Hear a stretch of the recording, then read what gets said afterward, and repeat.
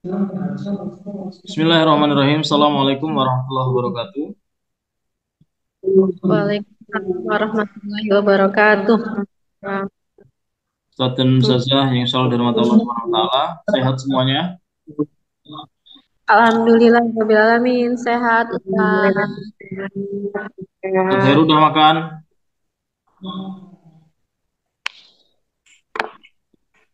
Ustazah Vera udah makan? Belum. Oke, hari ini kita mulai kegiatan kita dengan membaca lafaz basmalah. Bismillahirrahmanirrahim. Bismillahirrahmanirrahim.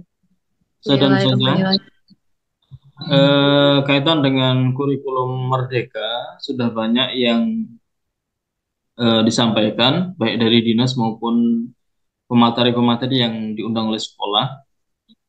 Nah, saat ini dimulai dari tanggal 6 kemarin sudah mulai dibuka untuk pendaftaran kurikulum Merdeka. Artinya kita sudah harus menerapkan kurikulum Merdeka di sekolah. Nah, mungkin kawan-kawan juga sudah mempelajari di platform Merdeka Mengajar apa kurikulum Merdeka, bagaimana dan sebagainya. Nah, hari ini saya akan cuplik sedikit ya kaitan dengan kurikulum Merdeka. Dan ini menjadi pemahaman kita sebelum menerapkan kurikulum Merdeka di SD Muhammadiyah Samad. Oke, ini kutipan dari Ki Hajar Dewantara. Ya, Ki Hajar Dewantara itu siapa? Saya setuju. Apa? Ki Hajar Dewantara siapa?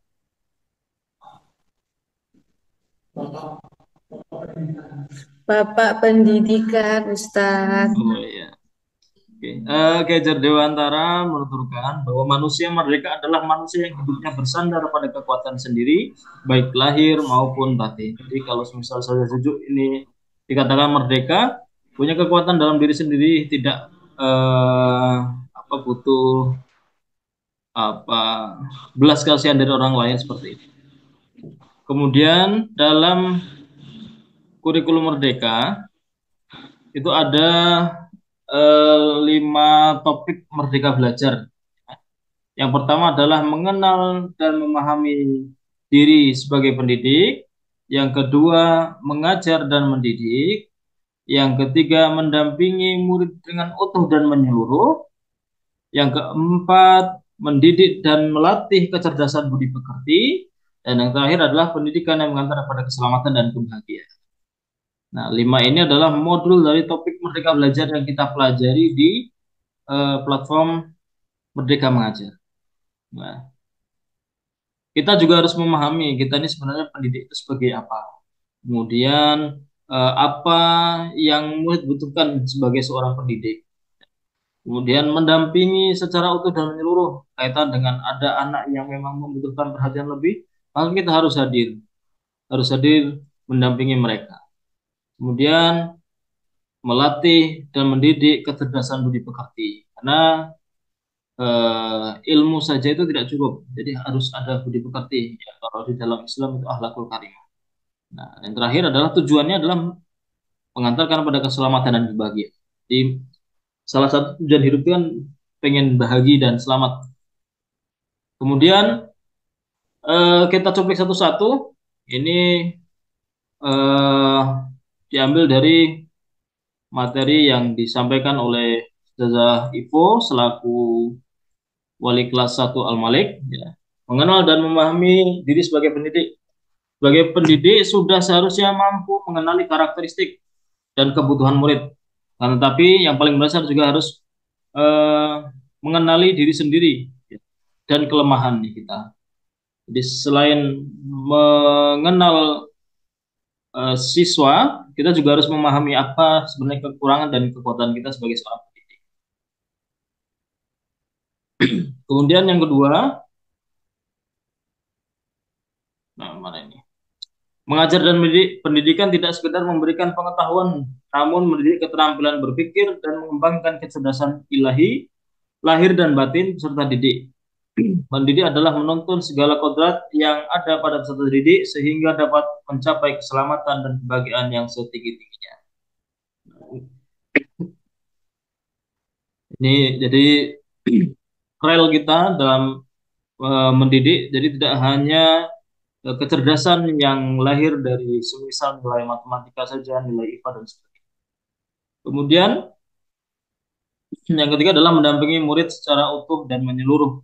Ya, guru memberikan pelajaran yang kontekstual yaitu berhubungan dengan sumber-sumber belajar, sumber-sumber belajar. Kemudian guru mampu berkembang dan menghantarkan strategi agar hidup sesuai dengan zaman. Nah, ini di kelas kita, di sekolah kita sudah juga mulai menerapkan pembelajaran menggunakan tablet. Ya, ini juga digagas oleh Setaan. Guru-guru juga harus berkembang sesuai dengan zamannya. Jadi guru-guru yang gaptek itu sudah tidak ada lagi. Guru juga memfasilitasi murid sesuai dengan keadaan lingkungan dan potensi yang dimiliki, sehingga murid dapat melihat hubungan antar dirinya dan lingkungan. Ya. Kemudian yang ketiga, yang selanjutnya adalah mendidik dan melatih kecerdasan budi pekerti, kaitan dengan akhlakul karimah juga. Budi pekerti peserta didik tidak hanya dibentuk di lingkungan sekolah saja, tapi terbentuk di lingkungan keluarga dan masyarakat. Nah, memang sudah sering disampaikan bahwa untuk mencapai peserta didik yang unggul itu tidak hanya dari satu sistem yang ada di sekolah, tapi juga di lingkungan, kemudian di keluarga itu semua menjadikan kemudahan ya atau memberikan juga pembelajaran yang sama, yang seiring dan berirama. Ya. Di sini disebutkan bahwa murid itu adalah sebagai eh, seperti kertas putih. Ya. Kita mau nyoretnya seperti itu. Di dalam hadis pun sama seperti itu. Kemudian pendidik yang mengantarkan pada keselamatan dan kebahagiaan. Sebagai seorang guru tidak hanya mengajarkan ilmu pengetahuan saja, tetapi guru harus mampu membimbing dan memantau peserta didik untuk mencapai pemahaman yang bermakna. Nah, ini eh mungkin pengantar dari saya cukup. Ini selebihnya untuk diskusi. Silahkan kalau ada pertanyaan di raise hand, kita akan berdiskusi kaitan dengan kurikulum Merdeka. Ya, siapa dulu? Saya dulu atau siapa yang mau bertanya?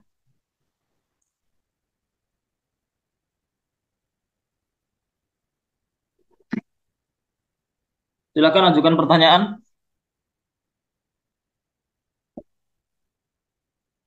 Ya, Zesti silakan.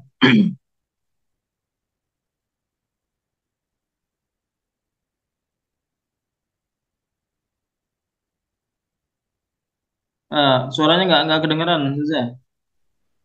Diaktifin dulu. Udah Ustadz, Ya, udah oke. kedengeran? Ya, ya. Mm, ya. Tadi di awal sudah disampaikan tentang pembelajaran kurikulum Merdeka. Nah, tadi menyinggung tentang murid ya. Jadi sebenarnya hal apa sih yang sepatutnya menjadi acuan utama untuk pengembangan kurikulum Merdeka ini? Terima kasih. Iya, terima kasih Zaza Hesti, pertanyaannya bagus sekali. Jadi, hal utama yang menjadi acuan atau objek dalam kurikulum mereka itu adalah murid. Jadi, semua berpusat ke murid. Jadi, semua berpusat ke murid. Dan itu menjadi pedoman kita sebagai guru untuk senantiasa ya bukan mendewakan ya, tapi berporos ke murid. Ya, Ya. mungkin ada lagi siapa yang ingin bertanya?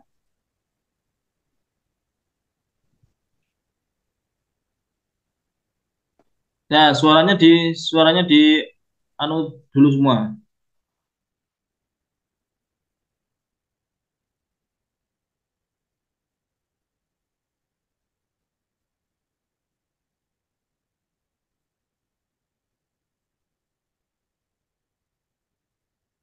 Oke, Sazaifu silahkan. Anu, suaranya nggak keluar saja.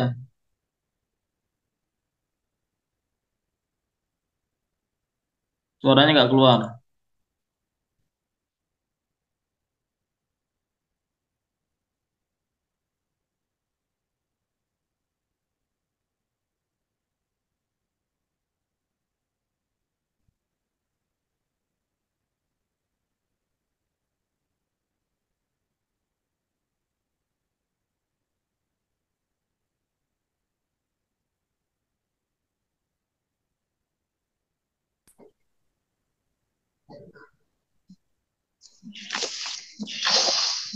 Oke, sudah masuk saja.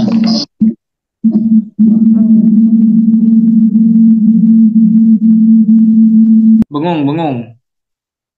Ya, oke, silakan. Zaifu.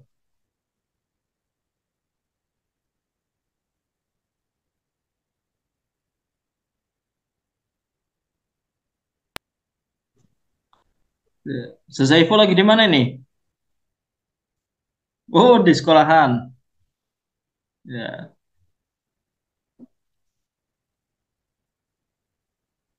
Oke, silakan saja.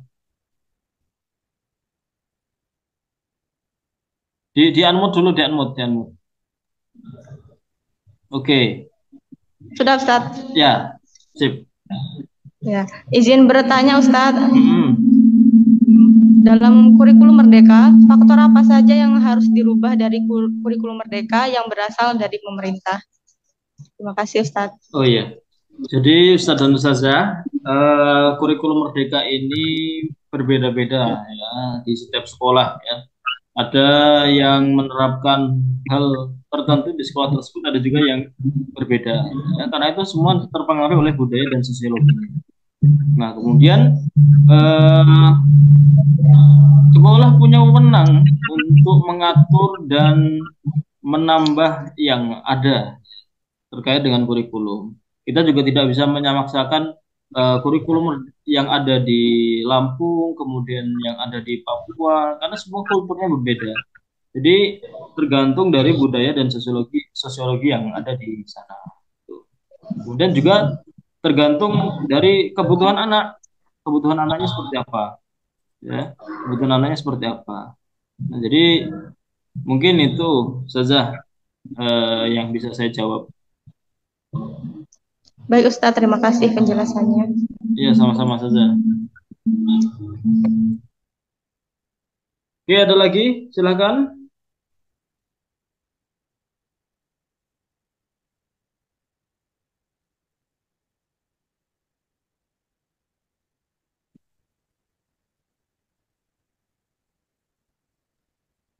Ustaz Farhan, ada pertanyaan? Ya, silakan.